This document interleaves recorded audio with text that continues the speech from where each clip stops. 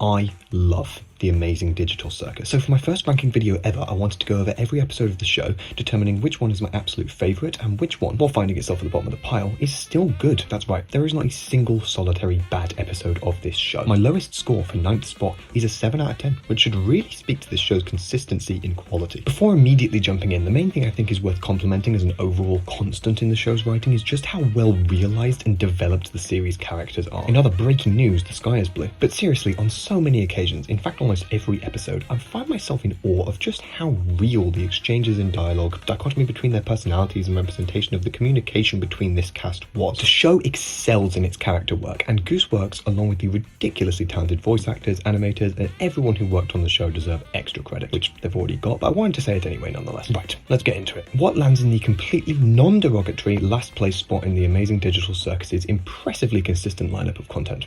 Well, Kane, is this one of your NPCs, or is this a new sucker? the very first episode of The Amazing Digital Circus is unsurprisingly the weakest one. Still, like I said, it's a good pilot. Hey, that's literally its name, and a decent introduction to the series. I just don't think it really has any standout moments, unlike its successors. The closest it comes is with that killer shot at the end. While the rest of the gang are all inaudibly discussing composting at the dinner table, Pomni loses her mind as the best theme song of all time blares over her. The horrifying reality finally setting in. Despite the episode overall being weakest, that's still one of the only points in the show that gives me chills every time I watch it. It is so powerful. Otherwise, this is a pretty average show starter, just elevated by the novelty of the concept this early on. All the characters are really firmly in their archetypes, which feels just a tiny bit incongruent with the rest of the show, and makes it a little less engaging, as it feels slightly harder to believe the cast are actually real people in comparison to the later episodes, where they become much more developed and realised in their backstories. I don't actually think this, but I could imagine some less interested watchers thinking that this almost reads like Pomni is the only human in the circus, and all the gang are basically functioning as NPCs with how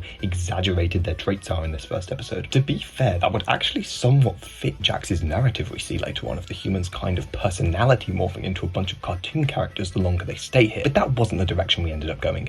Instead, the whole cast actually became more human developed and detailed as the series progressed, so yeah, the first episode suffers a little from that, but it's nonetheless still fun. It's worth revisiting for a lot of the series aspects that get reoccurring references in the rest of the episodes, but you only get to actually see in the pilot. Kaufmo's abstraction is crazy and shocking the first time, and the concept is really well explained without excessive exposition at any point. You really get the sense from all the sprawling insanity lining his walls how horrific of an experience it is, and that's actually contrasted surprisingly well with how casually everyone besides Pomni and I guess gang will react to it happening. It's unfortunate, but it's all they know now. There's literally nothing they can do but accept it and move on. And that's one of the many seamless world-building tidbits you get throughout this pilot. The adventure's really mid, but that's kind of the point. Kane just throws something really boring into the tent to introduce Pomni to how things work, and it's obviously lame in comparison to future ones, but in retrospect, that makes it funny. The Doink Queen's joke trying to be self-aware of this is maybe pushing it though. Bottom line is that pilot is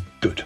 Not great or super incredibly groundbreaking for a web series starter, so my condolences if you thought it was, but nonetheless an interesting, worthwhile introduction that led to great things later on. Picking it out of a lineup, I think this was always going to be the black sheep, so now is where the ranking might actually get controversial. Let's keep moving. I'm surprised you remember that. Remember what? The only other episode in the series that I'm not prepared to call unequivocally great is episode 3. The Mystery of Mildenhall Manor is indeed a good episode with a really great few moments among its scenes, but it doesn't quite hold me as well as the previous episode did. This is the most boring adventure. Episode 1's is the worst, but this is the least interesting, if that makes sense. There's so much Mildenhall monologuing, so many drawn out scenes, and the fact that there's only Kinger and Pomni working through it doesn't help for how slowly it feels like they progressed through this one. They even knew about this while making it. Gooseworks cut large parts of the tapes to help the runtime, but the rest of the adventure could have done with that treatment too, honestly. Of course, the whole point is that Jax, Ragatha and Gangle are separated from the main plot, but we literally only get one single scene from their pacifist route while Pomni and King are stuck down below. Now, you could say that's the point. It's not really about the adventure, it's about the father-daughter bonding. Well, fair enough. I just think it would be nice if they could do that in an adventure that isn't dingy, dark, and pretty uninteresting. Now, one of my and many others' favourite aspects of the show is the fact that the actual quests characters are going on are ultimately pointless, and the only thing that matters about the circus at the end of the day is these humans and their relationships. On paper, that would suggest that a boring adventure should really have no effect at all on the quality of an episode, but the thing is, I still really like the adventures and enjoy seeing what they get up to in them, and the show clearly does too. When you've got such a unique format, it's bound to be hard to know what the best thing to spend all your time on is, but this episode does spend quite a lot of its Pomni and Kinga sections tackling the titular mystery of Mildenhall Manor. No emotional beats, no big furthering character moments, just a strong focus on the scare factor and detective-esque story that Kane's made. It's basically a technique to make the viewer buy their deep conversation at the end. Now that they've simply gone through a lot of stuff together, it's more believable that they can have this emotional release. And to the episode's credit, that works. I love the scene, it is phenomenal. I just think it could have been in service to an even better adventure preempting. But yes, the bonding is still top notch. I love Kinga so much, and he and Pomni are the most wholesome duo of all time. He's the best girl dad, he's hilarious, and he can give the greatest life advice you've ever heard. He is the GOAT character of this show. For all the stick I give the pacing of this episode, it is still very cool to get a horror themed one. Not only does it deter people from stereotyping something with this kind of cutesy art style, but it's just quite refreshing in comparison to the settings of other episodes. This is definitely one of the funniest episodes too. Okay, I won't. And Kinga's What? in the last room are some of my favourites that make me laugh every single time. There's also that kind of really witty writing where the delivery just makes it hilarious. What happened? I just remembered a really funny joke. Why did you scream then? Maybe it wasn't actually that funny. But, of course, it all comes to a head at that final sequence in the Hall of the Damned. Man, is it good. Not that later episodes aren't insanely quotable too, but I still think... In this world, the worst thing you can do is make someone think they're not wanted or loved. might be the single most I stood up and clapped because I agree line in the entire show. It is beautiful. Kinga shows here that he's not only great at being empathetic and understanding, but that he has so much emotional and practical wisdom to help the cast in Circus. His darkness gimmick is explained pretty succinctly and with some really tragic backstory. The show is never afraid to touch on really dark places, and I respect it for that. So yeah, episode 3 is good. It may not be all that in comparison to some really soaring later episodes, but it is indeed another good continuation of a peak series. I mean, you can't really go wrong with biblically accurate angels. That reveal was insane, bro. Any torment I inflict is 100% accidental, like any good war criminal. Candy Carrier Chaos is the first truly awesome and great episode in the series, and it's only the second one. This, as a first-time viewer for this show, is when you should know you are in for a treat. Essentially, my love for this episode boils down to it having many novels' early series aspects, as well as having the best emotional beats and character moments of the opening 3 episodes, which is very important for episode 2. When you've got such long waits, giving the audience really exceptional stuff like this that's clearly foundational to how the show operates can do wonders for keeping people engaged and excited for the next installment. Candy Carrier Chaos jumps these hurdles expertly. I've always loved the setting of this one, maybe the most of any adventure. Everything looks so sweet and vibrant, and I love seeing all these different foods contextualized into parts of machines or parts of the landscapes. It might be because of how much it reminds me of Sugar Rush. Actually, it's definitely because of how much it reminds me of Sugar Rush, but it's nonetheless a fun setting. The story is the most reminiscent of a video game out of any of the adventures, which is a fun thing that Kane never really revisited in a non-tent set adventure, so that's cool. The chase scenes are really kinetic and have some good choreography to them. I can imagine they might have even been a flex on how much the animation has improved from episode 1. Like, this stuff is not easy to direct in a way that keeps a sense of speed and danger, alongside cuts that make it clear what's happening and easy to follow without losing that suspense in the action. The alligator bandits are a perfect blend of goofy and hilarious, mixed with sweet and genuinely likable. It's literally the best possible execution of this archetype of side character. This is my favourite shot in the episode, by the way. So it's funny, well written, with good characters and a fun setting. Sounds like just another good episode, but without anything standing out as exceptional, but enjoyable overall. Well, for the most part, yes, but then we glitched through the ground to the test level. And oh man, this is where the show first showed its hand in some really heavy territory, and it solidifies exactly why I love Pomni so much. The way she empathizes with Gummigoo made it clear to me that this show really understands its characters and exactly what it wants to do with them. What sticks out to me the most from this exchange was always this moment. Why are you trying to cheer me up?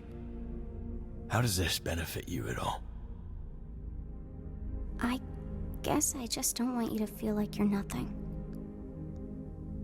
I don't want anybody to feel like that.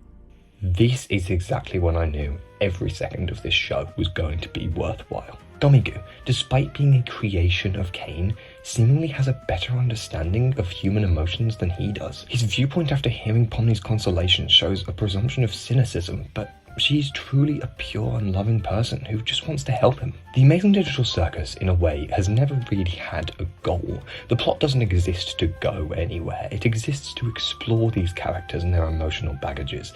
This scene is the first absolute success in that regard because it shows that it gets people. It shows a deep understanding of human connection on so many levels, and I love episode 2 for that. I mean, how could you not love the only episode containing the fudge? Are you smiling? No. Why not? Right, so I already said right before the episode 2 segment that every remaining installment is great, at the minimum. 8 out of 10s across the board, and higher, of course. Now, with that said, this spot goes to Beach episode. Now listen, episode 7 is an all-timer for the plot of the show. It is a pivotal turning point for Cain and basically every character's arcs. It is the first time you really start to feel a sense of stakes and danger to proceedings, and overall it is a phenomenally crafted and appropriately tense opening act for the super climactic final trilogy of episodes. I still prefer 5 others. What stands out to me as the biggest negative of episode 7, besides some minor pacing nitpicks, is that the plot is kind of tiny bit performative. Please don't take that the wrong way. It of course needs to give weight and severity to what's going on. What I mainly think this episode suffers from is a significant lack of rewatchability in comparison to later entries. Because this episode bets all its chips on the adventure reveal at the end, the only bit I really remember as being a heck yes moment is from breaking into Cain's office onward. That's where the coolest parts of the world building on full show and the glorious Jackson Cain monologues play. Otherwise, I find that this episode lost focus of the character moments and personality developments of the main cast. See, that's probably intentional, but I don't think it makes the episode better. Of course, a show does not, and probably should not, need to design itself to be rewatchable. It's not a consistent metric to judge its quality upon. However, in episode 7, I think the emotional moments suffer from how focused this episode is on the character's quest of leaving the circus, therefore kind of abandoning a lot of moments where the really great character bonding could have come into play. It's not as big of an issue as it may seem though.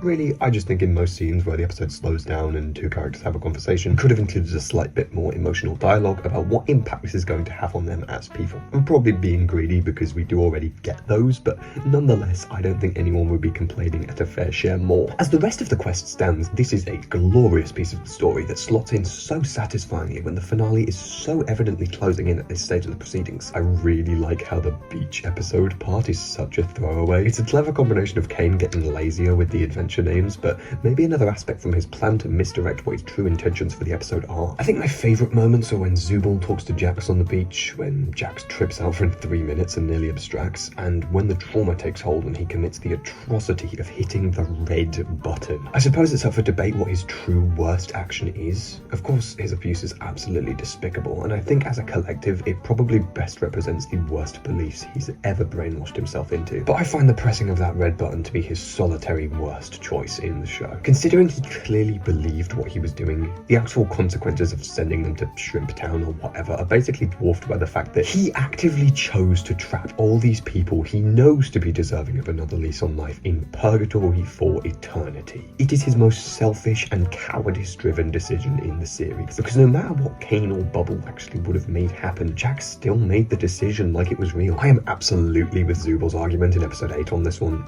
It's great character development, honestly. Abel is a pretty clear antagonist, but I think that works. While the attempts to obfuscate the twist aren't really believable to the audience, I think it places just enough reasonable doubt on the table that the cast would realistically be willing to go along with this plan. When they are clinging on to any shred of hope that the circus is escapable, even the most suspicious NPC-looking ruse would be enough to make him at least try. And that hallway walk right before the final scene really makes you think it's going to happen for a second. I love what Zubul says here so much. It always was real.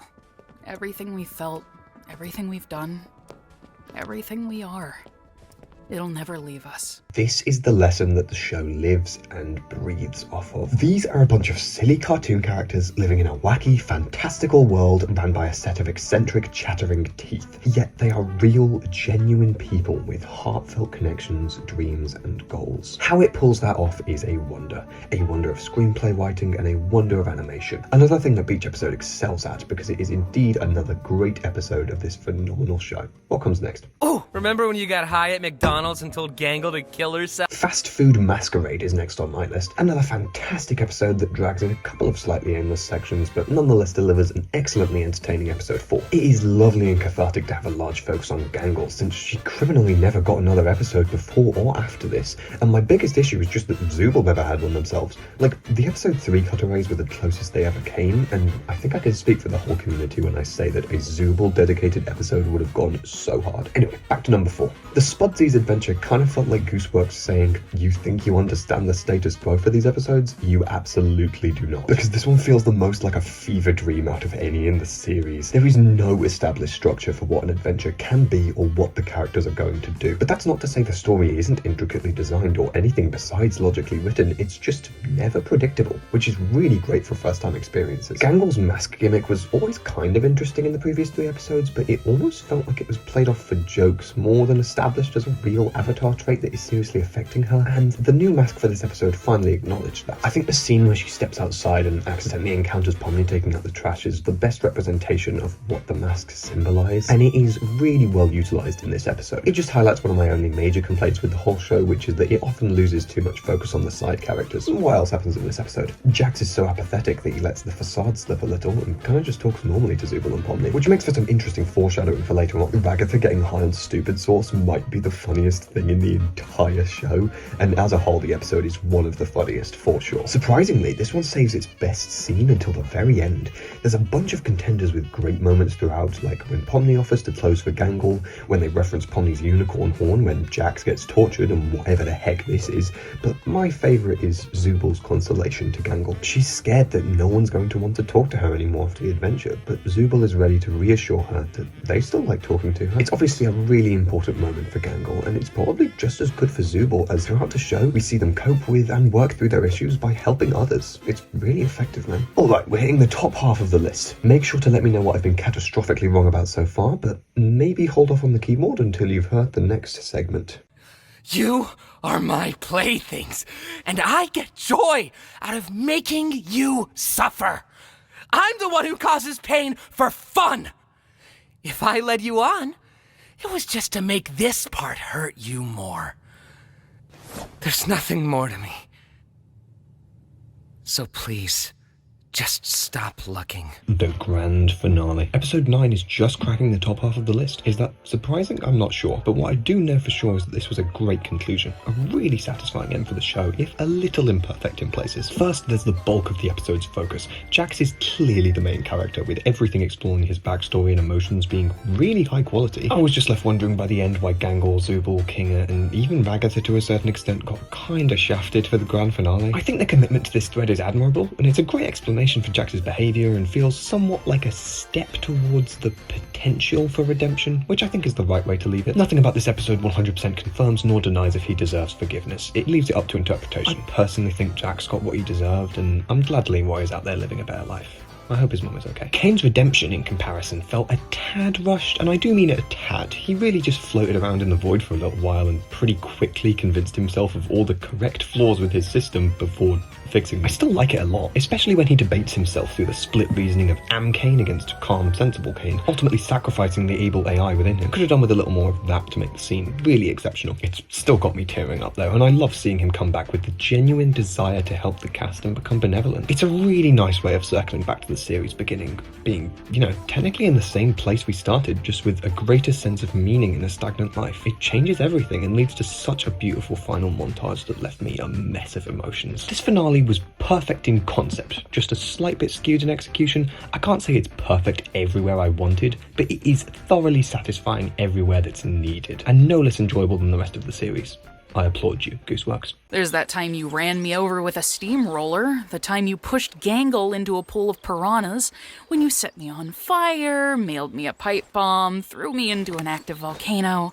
I could go on. Yeah, I know, right? Untitled made it higher than the finale. Episode 5 is just so much fun. It's almost the series at its peak level of wacky fun mixed with devastating emotion, but not quite, because we'll get to that soon. Episode 5 is, nonetheless, a close to flawless episode. My favourite aspect of it is obviously the adventure switching, but especially how every character's choices are emblematic of their personalities. It may seem obvious with the retrospect of having seen the show's ending now, but you have to contextualise it with how effective these were in the 5th installment, when there were still very few answers yet. Jax's poaching adventure has nothing for anyone but himself to do, involving him hunting an animal that resembles Gangle's design, and his President Pomni one is basically a comedy sketch. They both show his persistent need to suppress his real emotions and maintain his stupid act as the funny one. Gangle's is anime, because, I mean, yeah. Zubal's is more chill and relaxed. It gives them an opportunity to make drinks, and everyone gets to talk together, which is clearly therapeutic for the whole cast. Vagathis is softball, but it doesn't seem like that's necessarily because she really likes it. She seems like a sporty person, but it's suggested through her reactions and self-critique that she was probably pretty pressured by her mother to perform. Stargazing isn't confirmed to be Kinger's, but it certainly seems right that he would have loved to have this adventure alongside Queenie. It's representative of what he says to Pomni in episode 3, that nothing in the circus is ever pointless, as long as you have people you love and care about. Plus, it's got the most darkness. I guess Pomni never suggested an adventure, since she didn't know the box existed until episode 4. I personally think it would have been something Urban Explorer related, or maybe just something like Beach episode where they all get to chill some more. So yeah, lightning round, cool. Meanings and stuff. Besides that, it's another super hilarious episode. Maybe the funniest in the whole series. So many iconic gags, like Kane's 1960s to 80s filled plagiarized adventure ideas, the Australian and New Zealand extremists, Disappearing Guy's debut, and just all the evil clones. When my biggest gripe with the episode is just Kane's obstinance to give them a new nickname when the adventure is over, it's gotta be an all-timer. In all seriousness, I don't think episode 5 is quite perfect. The last adventure goes on slightly longer than I think is necessary, and the exposition in the noir adventure feels slightly unnatural. There, I can criticise this episode. Just not much, because everything else about it is so entertaining and funny. In fact, I can't even criticise the next 2 episodes coming up, because they're flawless. That's right. I would assign 2 episodes of The Amazing Digital Circus a 10 out of 10 score. Want to know which ones? Well, let's see. Maybe what we have to do now is to just live.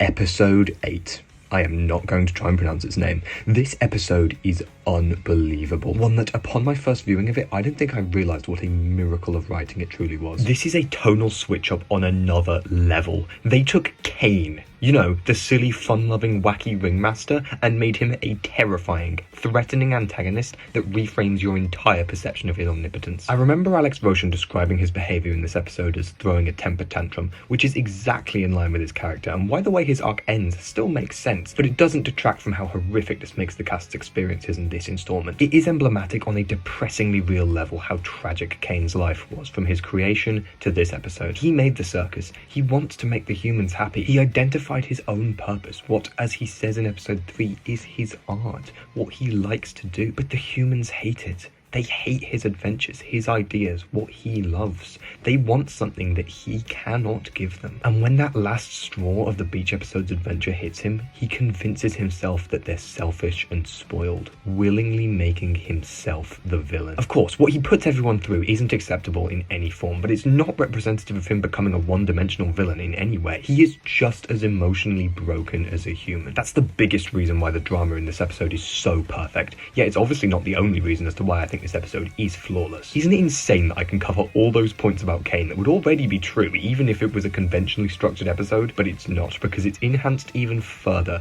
by the existence of who's running the show. This song perfectly encapsulates not only everything about Kane and what thematically fits for his own antagonistic musical number, but everything about the entire show, full stop. It blends psychological torment with absurdity and dark humour, which is the most succinct way I can think of to describe the entire series. Factor in that it's got one of the most catchy and delicious melodies I've heard from any media this year, and yeah, this is one of the best musical format songs I've heard all of 2026. Maybe just of all time, but I'm not going to state that with certainty. I don't want to start off my channel's ranking video lineage with an excess of superlatives. Finally, even the stuff that doesn't directly involve Kane in this episode is great too. Besides all of Kinger's lore dropping, which is pretty hype for obvious reasons, it's cool to see Pomni kind of taking charge of everyone's well-being. She has come so far in seemingly just a few weeks within the circus, and her leadership in this episode is a really satisfying example of that. Besides the other obvious favourite scene contenders of Kane's death and the entire who's running the show sequence, my favourite favourite scene that Kane is absent from is the very beginning. Seeing these guys have such an accepting, mature, emotional discussion is cathartic in a sense that can't be described in any way besides you've just got to have seen the whole show to understand it. When Gangle told Zubul that they'd made a mark in her life, dude, it is one of the saddest yet happiest, heartbreaking yet pure and beautiful moments for both of them. Mixing emotions in this way feels like it shouldn't be possible, but this show pulls it off. Okay, I promise I'm nearly done with declaring all the good stuff one of the best, or one of my favourite moments, because now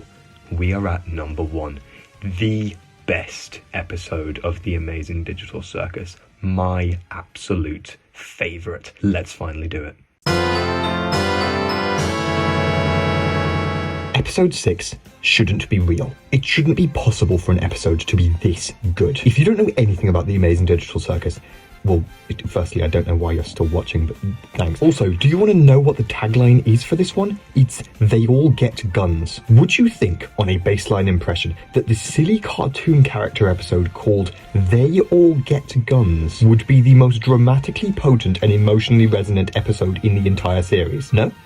Well, you're dead wrong. They All Get Guns is the perfect mix of everything I love about The Amazing Digital Circus. It has cartoonish ridiculousness and existential insanity. It mixes its most thematically rich themes with goofy slapstick and pure fun, keeping itself within the exact tonal window at once. We see Kane's enthusiasm withering away as he just gives up and lets everyone have guns for the adventure. His arbitrary awards show is the funniest bit in the whole series, and I love how much further this episode emphasizes his descent, but also his oblivious attempts to regain the cast's favour. He makes his own sports, he throws a whole rip-off Oscars ceremony for them, but it's all kind of in vain, and it really makes me feel bad for Kane. He wants to make the humans happy so badly, and he tries so hard, but he just doesn't understand them. It's so sad, bro. Then there's the adventure itself. It's conceived through some of the funniest one-liners and comedic interactions Goose ever wrote, but it's also perfect for the pairings of teams and the exuberant fun / psychological existentialism that comes about because of them. Ragatha's little interaction with Pomni right before they choose teams is the best example I can think of in Digital Circus for how well it portrays messy communication. Despite both these guys caring a lot about each other, Ragatha just isn't sure how to express herself, and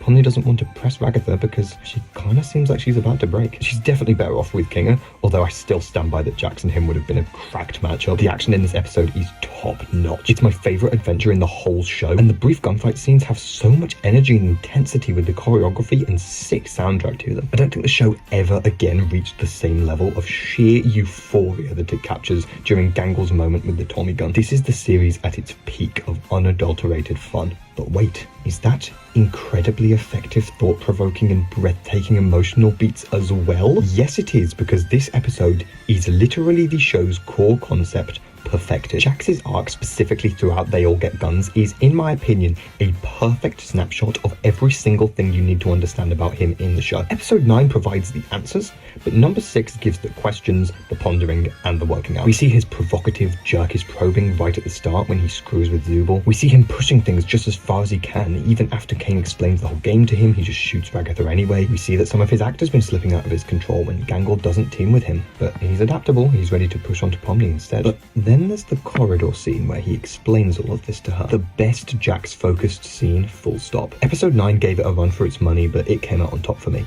Nothing better encapsulates his personality so succinctly and gives such a perfect window into his psyche from an outside perspective like Pomni in this scene. When Jax says, The game today is literally to shoot each other, so what's the point in taking this moral high ground? Whether we like it or not, all we are now is a bunch of cartoon characters.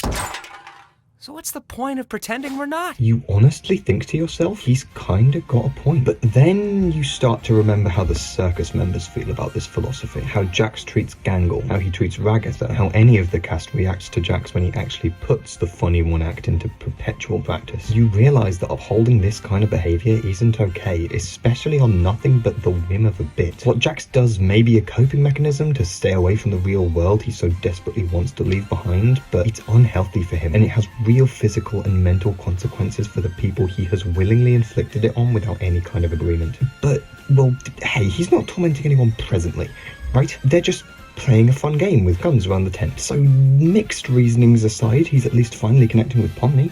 They're having fun together. So there's no need to worry about, oh, Right, well, now we've got the single best Gangle and Zooble scene in the show. Besides how well this establishes the effects of Jax's mistreatment, which we already went over, this moment has to be the greatest Zooble pep talk of all time, touching on how you have to choose to love yourself, and that being different than everyone else is not being worse or lesser. It's clear the whole time that this talk is incredibly useful and emotionally resonant to both of them, not just Gangle, and I think the reflection of Zooble in her mask during the monologue makes this pretty clear. The line, These Avatar gimmicks, huh?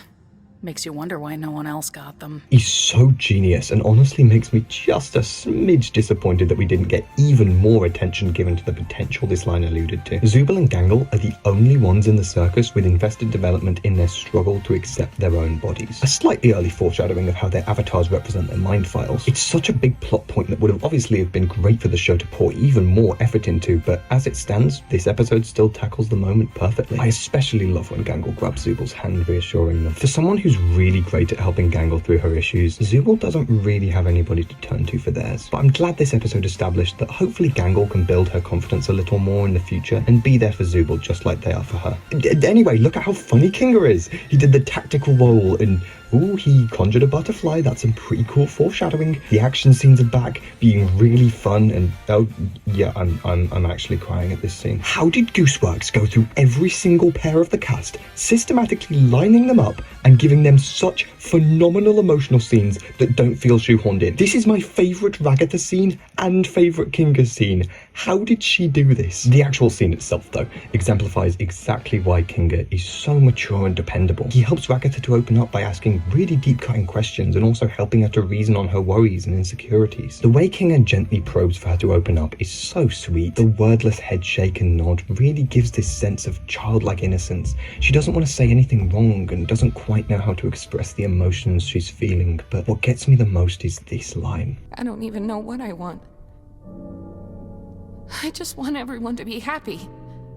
And I don't want people to hate me. It's so simple, but such a pure and honest motive that I can't imagine anyone being a more loyal friend in the circus than Ragatha. She is always, above all else, looking out for everyone, being loving and caring. This is why I can't choose a favourite character in this show. Gun to my head, I would not be able to name one. I love literally all of them. You know what? Bubble. There we go. He's the absolute last place choice in the terms of actual character development and personality, and therefore the only one I know for certainty what my opinion on in a character ranking would be. To be fair, he's still really funny though. Basically every one of his lines in the show elicits an audible laugh from me, and especially in this episode when he holds the camera dude, I was crying at that when I first watched this. And you know, when he films Ragatha and Kinga's heart to heart, isn't that the only time he ever says a line not directly to Kane? Weird, huh? Anyway, back to the characters. I mean, I don't actually like Jax as a person, unlike everyone else, but he's still written to the same astronomical level of quality to everybody else in this episode. It's all in service to that final killer moment when he and Pomni win the adventure. It really, really hurts to watch this scene, especially after what we know from episode 9. This is the example above all others that showcases the limits of his utter denial. This scene makes you experience Pomni's emotions right alongside her. Confusion, anger, sadness, resentment. It's a whole lot of negatives, but that's the point. Jax is a broken human being that pushes himself to do awful things. Why? Because he doesn't want to show his emotions, because he's sad about his family. It's not like he would get these answers out of him, but I don't think he truly knows himself. This outburst is a culmination of emotions. Denial to not just everyone else, but to himself. Instinctively being terrified to show genuine emotion of any kind. Burying every true feeling underneath the surface and bottling it up. That's why this episode is absolutely superb. It hosts an array of continuous plot lines that the show is currently developing at the time it takes place, and effectively handles every single one of them with careful consideration and incredible sentimental weight, while maintaining the show's comedic edge and creative content. Every joke is funny. Every section of the adventure is exciting. Every character is used perfectly. Every scene works. All of it. Episode 6 of The Amazing Digital Circus, They All Get Guns, is perfect. Alright, now for an unscripted outro, because I've just got to wrap this up, man. The Amazing Digital Circus is definitely one of my favourite pieces of media that I have discovered in recent times. If I was to give the entire show a score, I guess it would be an 8.5, but something you've got to know about me is that I do not deal with non-integers, so I round it up to a 9. Making this video was really fun. I can't say that you should subscribe if you want to see more because this is the first type of video that I've made of this kind. However, I do have plans for other rankings, mainly of films. There's one I'd like to do that is related to Studio Ghibli and another one that's related to stop motion animation. Both of them aren't super cryptic or anything, you can probably figure out what those would be based on what I just said. But yeah, I'll be back here soon. I really enjoyed making this video, so just like I said, a genuine thank you for watching, and I hope I made your day just a little bit better. See ya.